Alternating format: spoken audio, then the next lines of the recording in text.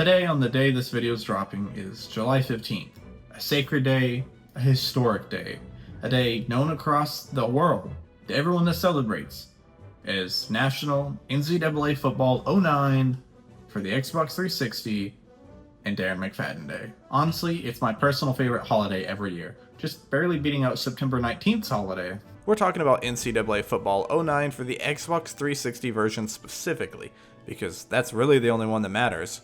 Why? Well, because the cover athlete is none other than the greatest Arkansas Razorback to ever grace a college football cover, Darren McFadden. So for those curious, yes, NCAA 09 had different covered athletes depending on what console you owned, which was just utter disrespect to my GOAT Darren. This was the first time in the series that this had been done. For anyone that bought an Xbox 360 copy, you got the GOAT himself, Darren McFadden. If you were a Sony fanboy and had a PS3, well, you got Mr. 28-3 himself, Matt Ryan. If you were still stuck in the past and bought the game for the PS2, you were looking at Deshaun Jackson, the guy that was only known for special teams, and I'm pretty sure he started the trend of dropping the ball before reaching the end zone. Ick.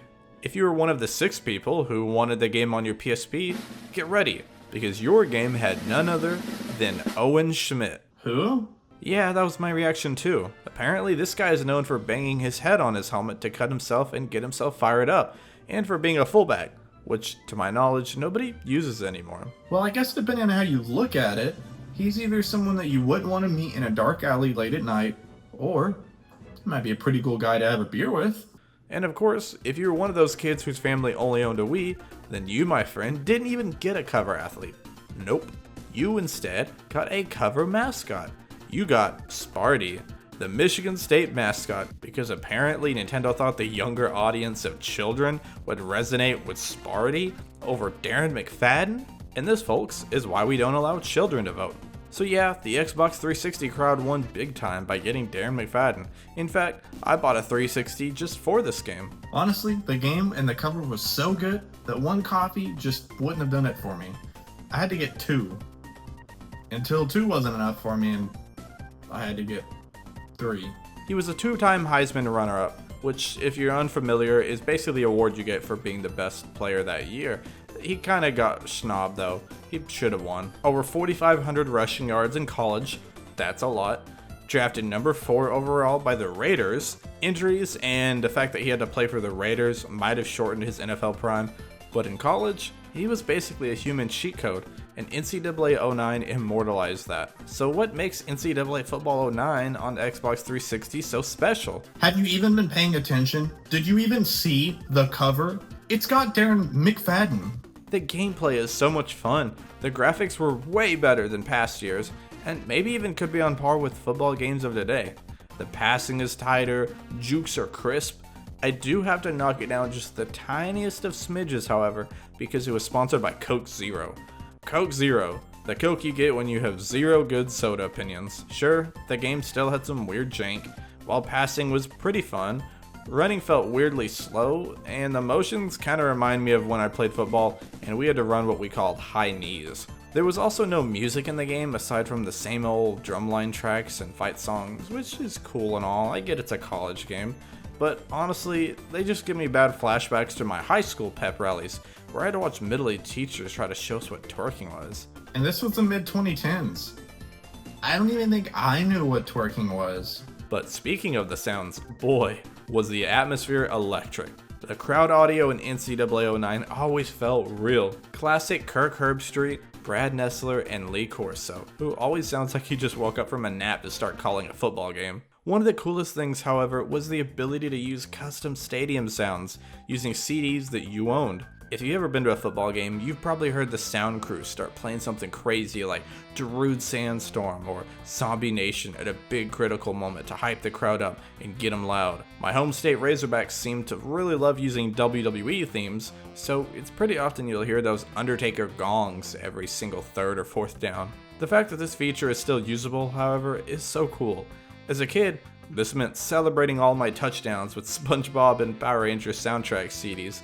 As an adult, it still means that, but with the added capability to use my wife's CD collection, and now I can distract opposing teams trying to score with 10 minutes of All Too Well. The downside? I can't get it to stop, so it goes on for 10 minutes. Every third down, and every fourth down. Let's talk some game modes. First up, we have Dynasty mode, which is going to be the regular mode for most longtime fans. In Dynasty mode, you have a couple options. You can build up a program with some rando school like Toledo. You can have imaginary conversations with high school players trying to get them to come to your school. Or you can just start with the beast that is the University of Arkansas and take them to 20 titles in a row. After all, Darren would want it that way. Then there's Campus Legend mode, aka Road to Glory before it got rebranded. You start as a high school star, play your way into college, and then hopefully dominate the NCAA. My player was always a 7-foot tall running back named New Player because, well, what can I say, I'm original. Once you do your 3 to 4 years, you can send them away to the NFL where you can take over for them on Madden NFL 09. Oh jeez! Oh, that was a close one. I've heard people like its predecessor a lot more. The minigames. The minigames were some of the coolest and most unique things in any NCAA game. You could play bowling, but in football, where you tried to get strikes or spares, which were basically touchdowns. There was horse, where you took turns trying to make each other's field goals, and honestly, that was a lot of fun, especially if you jack up the wind a lot. There was special teams challenge, which was where both teams took turns punting and returning until someone either ran one back or they got close enough to make a field goal. There was some option game that was underwhelming compared to the others, but there was also my favorite of the bunch, Tug of War. In Tug of War, you took turns having one play drives, trying to see who could score first. Pretty similarly to Special Teams Challenge, except this one was more fun because you could run actual plays. The catch is that if you didn't score, wherever you went down at was where your opponent started from. So if you just barely came up short, well, at least your opponent had a long ways to go, but if you didn't do too hot, well, you're making it easy for your opponent. Mascot Mashup. Mascot Mashup was where the real men spent their days. It was basically a normal exhibition football game, except the players' models were all swapped with models of the school's respective mascots. I remember as a kid spending hours playing all the various mascots, trying to perfect my spins and my flips. Nowadays, I just take my anger out on Sparty for stealing the Wii cover from Big Red. Then there was online play. It was 2008, and I was 8 years old. Do you really think I played a lot of online back then? And although it wasn't a game mode per se, I do want to highlight the shrine that they had in this game. I always thought it was so cool how you could build up your trophies and actually go and see them, whether they were rivalry trophies, or bowl game trophies, or winning championship trophies.